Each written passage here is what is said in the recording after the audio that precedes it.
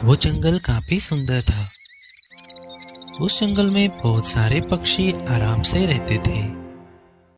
सारे पक्षी मिलजुल कर हवा में उड़ते थे, पेड़ों पे बैठते थे और साथ में खाना भी खाते थे। उसी जंगल में रहते थे दो बाज भाई, सोनू और मोनू। सोनू बहुत ही अच्छा था, मोनू बहुत ही गंदा था। मोनू हमेशा दूसरे चिड़ियों का खाना छीन लिया करता था।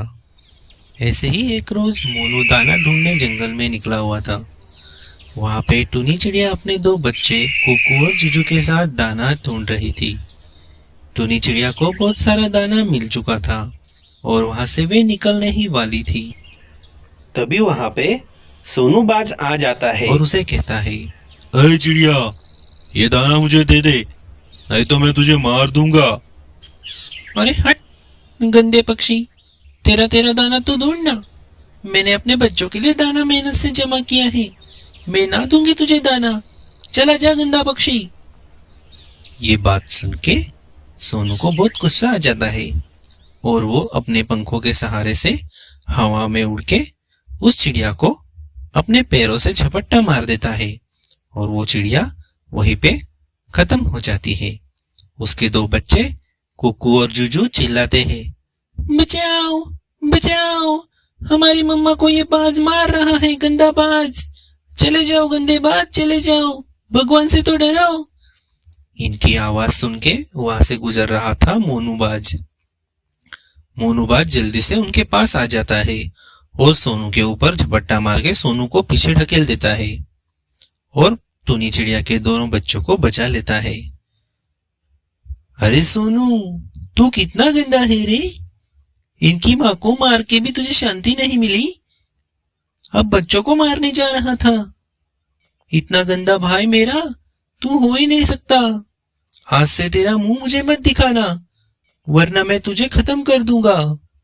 रानो चिड़िया का पति बहुत ही अच्छे से अपनी फैमिली की देखभाल करता था और वो रोज़ सुबह अपने काम के लिए निकल जाया करता था।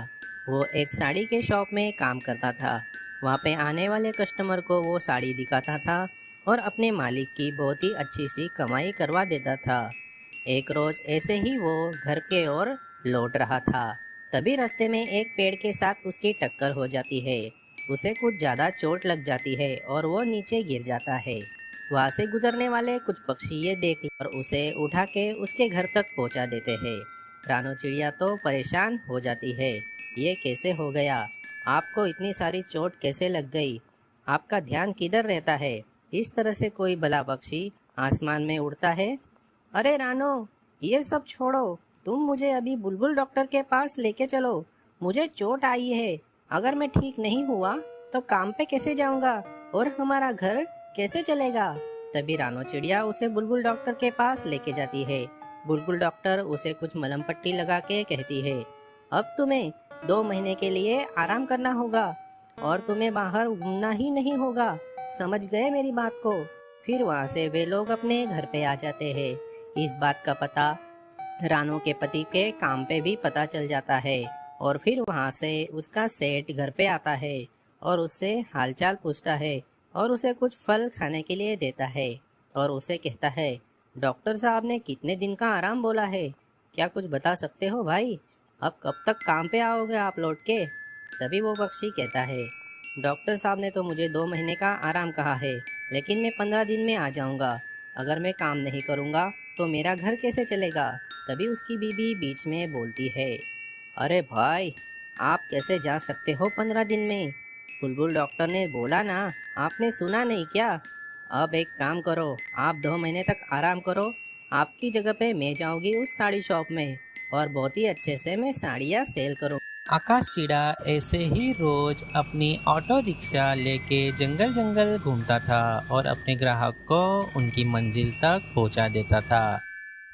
अरे भाई, तुमने तो मुझे बहुत ही जल्दी पहुंचा दिया यहाँ पे। अब बताओ तुम्हारा किराया कितना हुआ। कुछ नहीं भैया जी, सिर्फ आप 3 रुपए ही दे दो। 3 रुपए ही हुए हैं, जो कि मेरे पेट्रोल का खर्चा 2 रुपया है और 1 रुपया मेरी मेहनताई की कमाई है।